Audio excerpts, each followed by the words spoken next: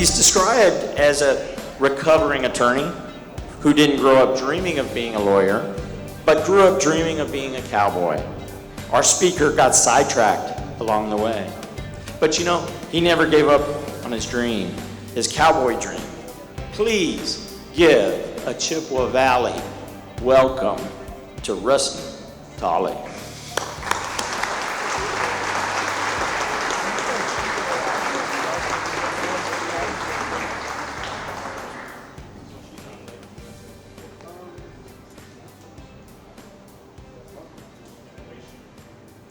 Thank you for having me. I am both honored and humbled by your invitation. It is a privilege to be here. I have to confess to you, though, your invitation also caused me quite a bit of anxiety, so much so that a few days ago when I was preparing some of my remarks, my wife Leah came up to me and said, "I can see that you're very nervous about this speech. What is it?" And I said, "Well, Leah, I've been thinking about who's in the audience. You've got the leaders of the manufacturing sector, services industry, education, technology, brewing, what did I miss? Agriculture. You've got important public officials, academics." I said, "Leah, the problem is everybody in this audience is smarter than me, and that is intimidating." And as only a loving wife could, she put her hands on my shoulders and she said, "Rusty, you're going to do fine." I said, "Thank you. Why do you say that?" And she said, "Well, look at it like this. You've been married 40 years to somebody who's smarter than you, and that has never stopped you from giving your opinion around the house."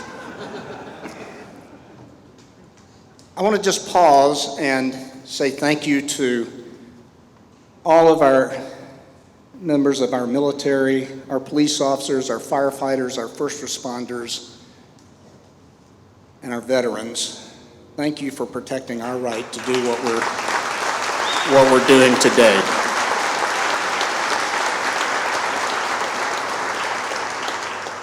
And I just want to say God bless and protect our soldiers and our citizens and our allies in Afghanistan during this difficult time.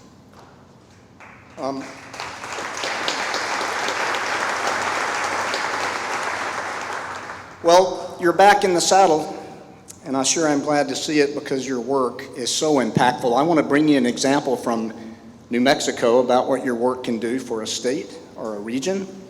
So, sometime in the past, when New Mexico was controlled by Spain and Spanish explorers were still making their way through what is now New Mexico, if a traveler had asked what it would be like to take a trip there, they would have been told Hornado del Muerto, and loosely translated from the Spanish, that means journey of death.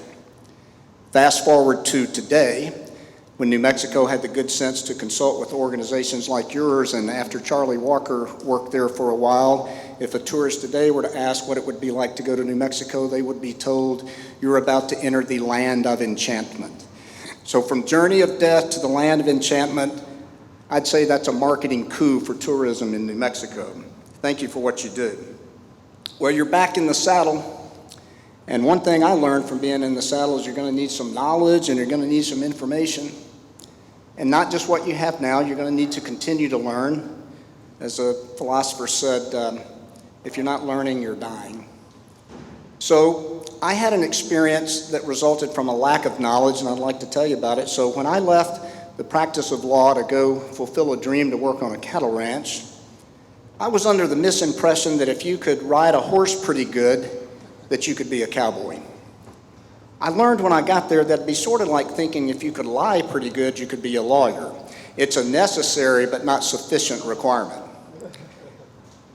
I also learned when I got there, because of my lack of knowledge, I had a gender identity crisis. Not for me personally, but with respect to the cattle. You see, I thought they were cows and bulls. No.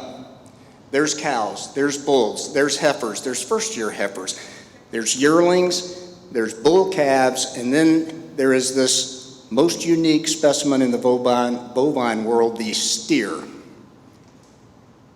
I had to be told what a steer was. And I learned why a bull calf is made into a steer, but I was still a little bit fuzzy on the details about how that operation took place.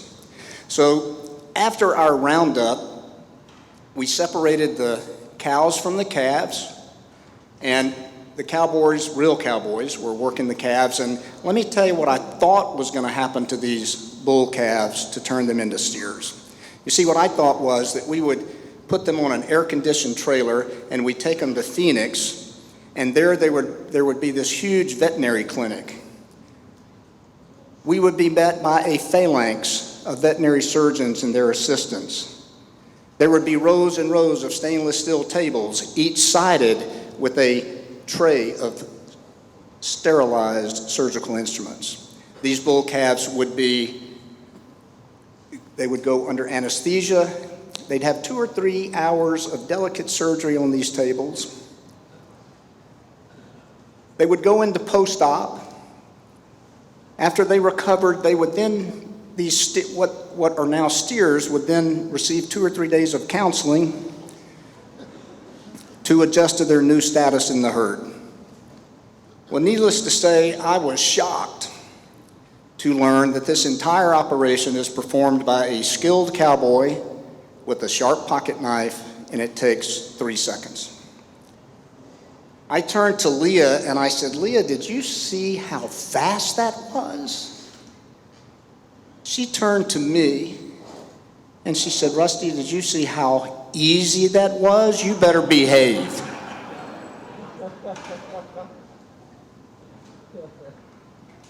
We're back in the saddle, and I want to tell you that, like the Lone Ranger, you're riding for a good cause. I want you to picture yourself on top of your white steed, and you're going out and doing God's work.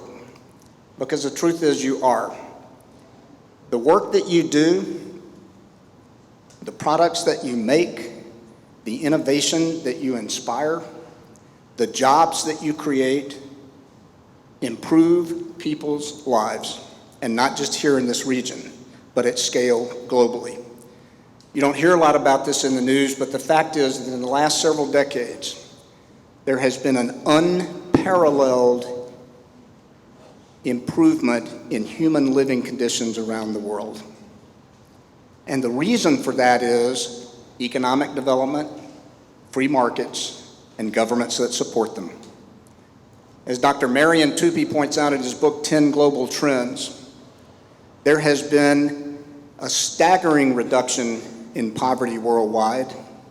Famine has been reduced to almost nothing. Any famine in the world today is politically induced. There's been decrease in infant mortality, an increase in life expectancy. The world is a much safer place to live, and our environment is better.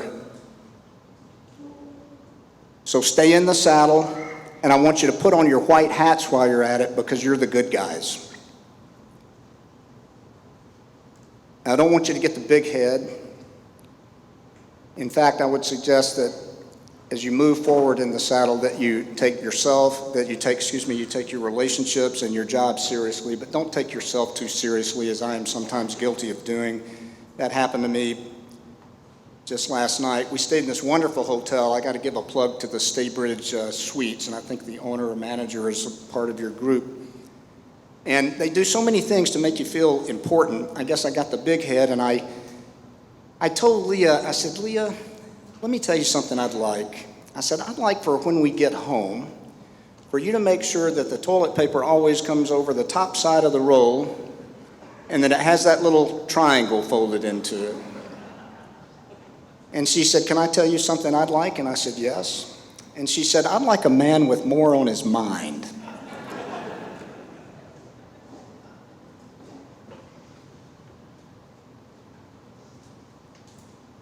You're back in the saddle, and I wish that I could say something motivational or inspirational to you, but the fact is, you're an inspiration to me because you've already done the most important thing.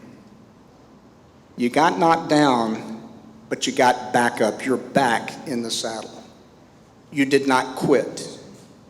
And that takes persistence and resilience, and you're going to continue to need that because, as you know from what we're going through now with wondering what's going to happen with this new COVID variant, you're going to continue to face obstacles. So keep up that persistence and resilience. I learned a lot about persistence from a cowboy friend of mine. When I worked on the ranch, I met this guy named Billy Grossman, and he was the real deal.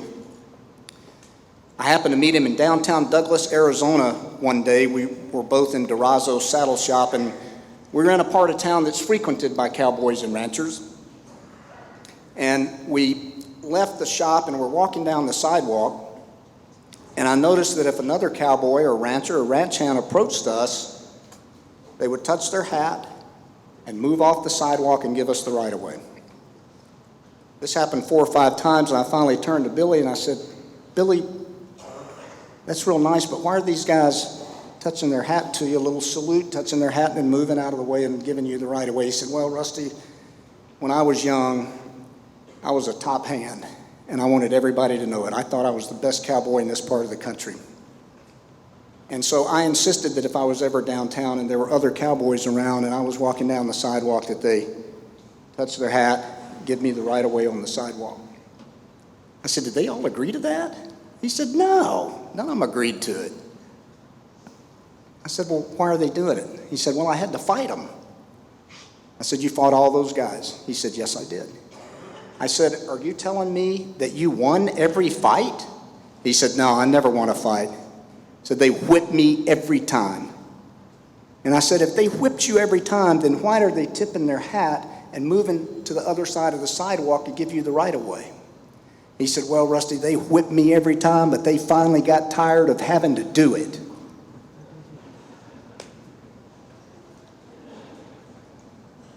You're back in the saddle, and that takes some courage.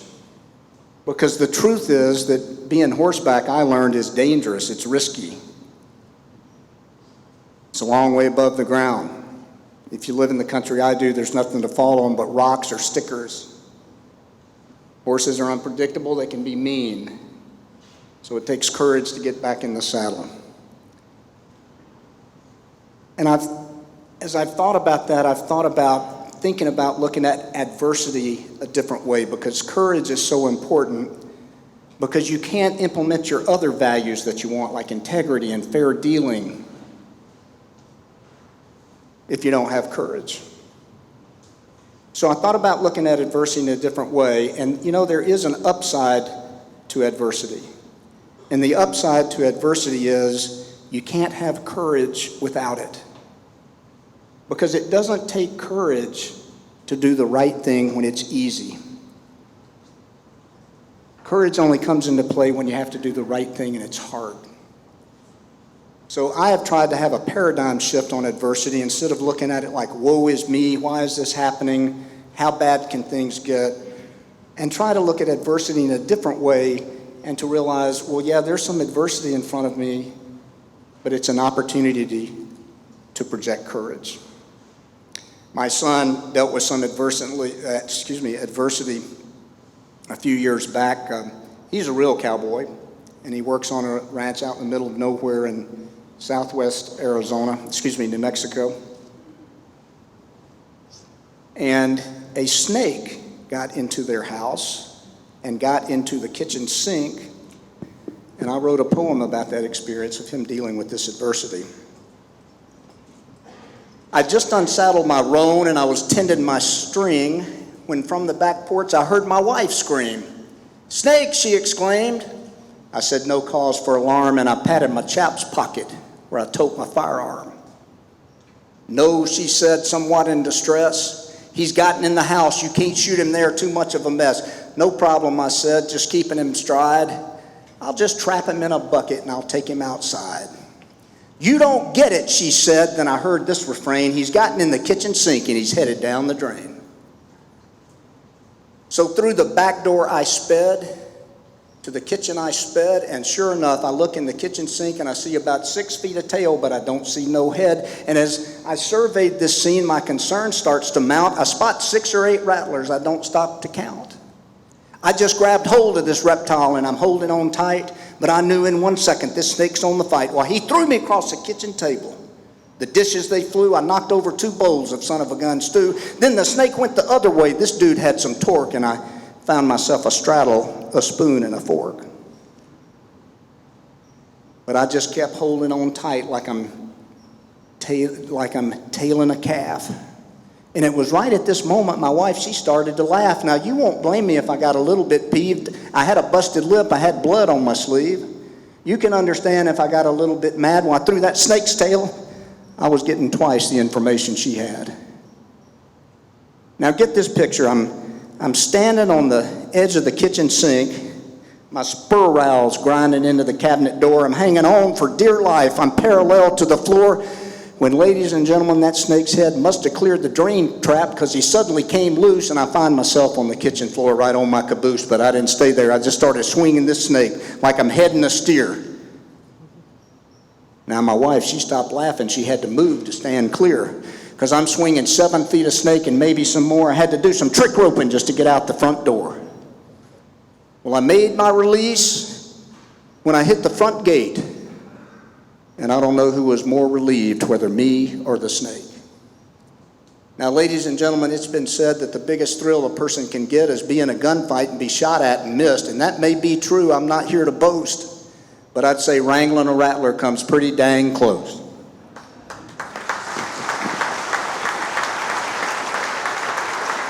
Thank you.